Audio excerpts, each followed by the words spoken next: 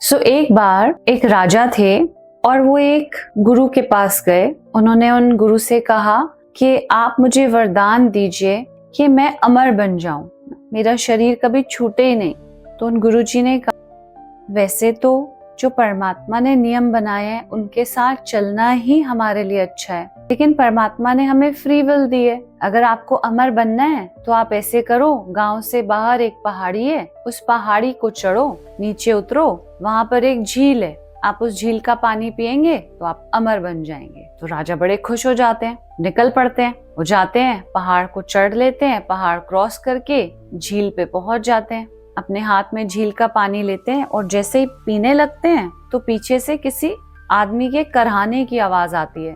तो पानी छोड़ देते हैं और पीछे मुड़ के देखते हैं तो एक बहुत ही बुजुर्ग पतला सा आदमी एक पेड़ के नीचे करहा रहा होता है, हाय हाय कर रहा होता है। तो राजा उसके पास जाते हैं, कहते हैं क्या हुआ आपको, मैं आपकी कोई मदद कर सकता हूँ? तो वो बुजुर्ग कहने लगे, मैंने इस झील का पानी पी लिया था और मैं अमर बन गया। अब मेरे शरीर में इतना दर्द है, कुछ खा भी नहीं सकता, लेकिन ये शरीर छूट ही नहीं रहा और मैं तो बहुत दुखी हूँ। तो राजा सोचते हैं, ओह मैं तो बच गया। कहते हैं, अगर मैं भी पी लेता ये तो बड़ी प्रॉब्लम हो जाती। अमर के साथ साथ जवान रहने का भी वरदान लेना पड़ेगा, वरना तो नो पॉइंट। तो वो वापस जाते हैं गुरुजी के पास, उन्हें कहते हैं नहीं नहीं, मुझे तो अमर भव के साथ साथ हमेशा जवान रहने का भी वरदान चाहिए। तो गुरुजी कहते हैं ठीक है, लेकिन यदि आपकी इच्छा है तो उस झील के पार एक और पहाड़ी है, आप उसको चढ़िए, वहां से जब आप उतरेंगे तो वहां पर एक पेड़ है जिसके ऊपर पीले फूल लगे होंगे, तो आप उस पीले फूल का सेवन करें और आपको सदा जवान रहो का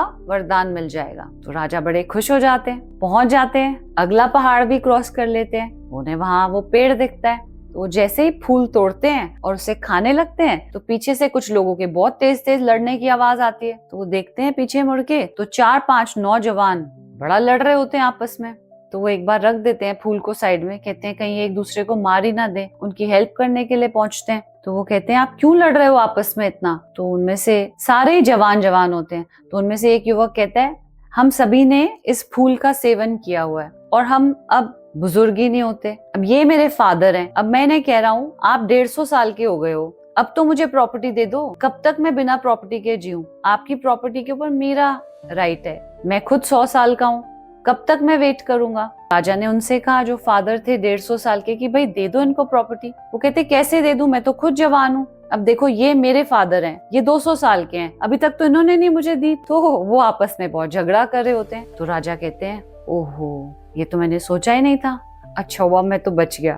तो वो फिर वापस अपने गुरु के पास जाते हैं और जाके गुरु के चरणों में नमन करते हैं और कहते हैं सचमुच में जो भगवान ने सिस्टम्स बनाए हैं उन्हीं को फॉलो करने में बुद्धिमानी है। इस स्टोरी से हम क्या सीख सकते हैं? बहुत बार जो हमारी खुद की सबकॉन्शियस है या हायर सेल्फ है वो हमें बहुत चीजें बताती है और हमें पता भी होता है ये हमारे लिए अच्छी है, लेकिन फिर भी टेम्पटेशंस की तरफ चले जाते हैं और टेम्पटेशंस में जाने से कभी भी हमारा भला तो होता नहीं है। हायर कॉन्शियसनेस है, उसका कहना मानने में ही हमारा हमेशा फायदा होगा।